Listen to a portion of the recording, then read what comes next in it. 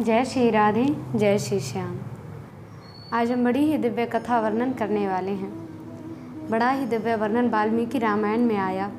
जब सभी देवता भगवान श्री विष्णु से आश्वासन लेकर के अपने यथा स्थान की ओर जाने लगे, तो इधर पृथ्वी लोक पर अब ऋषि श्रृंग राजा दशरथ का यज्ञ समापन करने के पश्चात विदा लेते हुए जा रहे थे। राजा दशरथ बड़े प्रसन्न थे। समय आया, 6 ऋतुएं बीती, सभी रानी गर्व सहित बड़ी आनंदित थी, प्रसन्नित थी, और सभी देवता भी मन में आनंदित थे कि मानो अब तो रानियां गर्भवती हैं तो अवश्य ही प्रभु का अवतार होगा।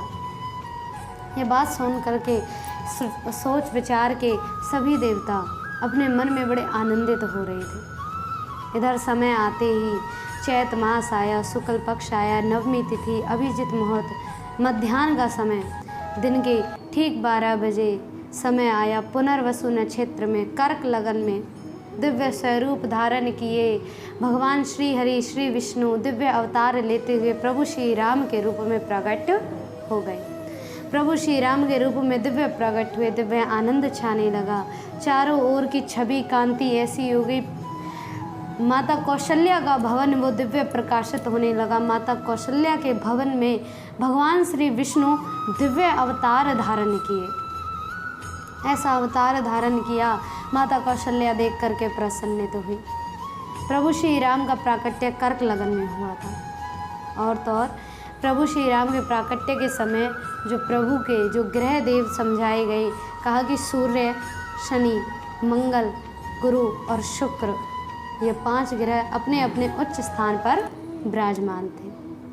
और लग्न में, कर्क लगन में चंद्रमा के साथ में बृहस्पति जी विराजमान थे। ऐसे करके प्रभु श्री राम का प्राकट्य हुआ। आगे वर्णन किया कि केकई के भवन में भरत का प्राकट्य हुआ आश्लेषा नक्षत्र में और मीन लगन में। मीन लगन में जन्मे श्री भरत जी बड़े दिव्य गुणवान गुणों से संपन्न रहे। और तो और सुमित्रा के भवन का जब वर्णन किया कि सुमित्रा के भवन में लक्ष्मण और शत्रुघ्न का किस प्रकार प्राकट्य हुआ, तो पुष्य नक्षत्र और कर्क लगन में जन्मे लक्ष्मण और शत्रुघ्न जी, इनका दिव्य प्राकट्य हुआ। आनंद छाने लगा। राजा को जाकर के दासियों ने जब खबर पहुंचाई कि अरे राजन, आपके एक नहीं 4 पुत्रों का जन्म हुआ है, तो राजा सुन करके आनंदित होने लगे, प्रसन्नित होने लगे।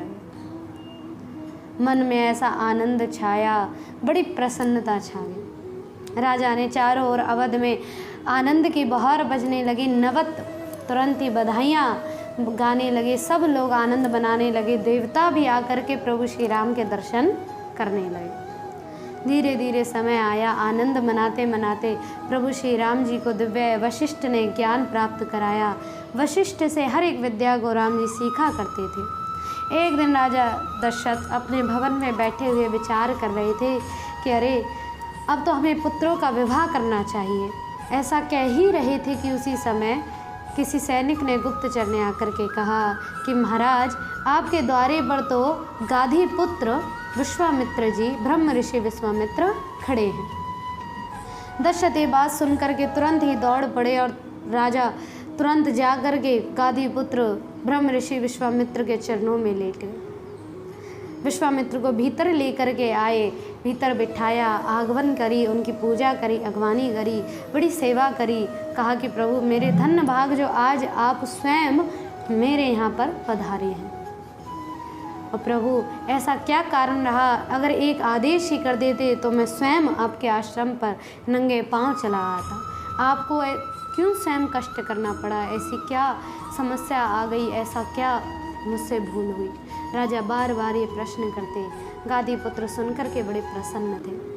अब आगे विश्वामित्र जी क्या वर्णन करते हैं, विश्वामित्र जी का आने का कारण क्या, ये हम अगले सर्ग में वर्णन करेंगे।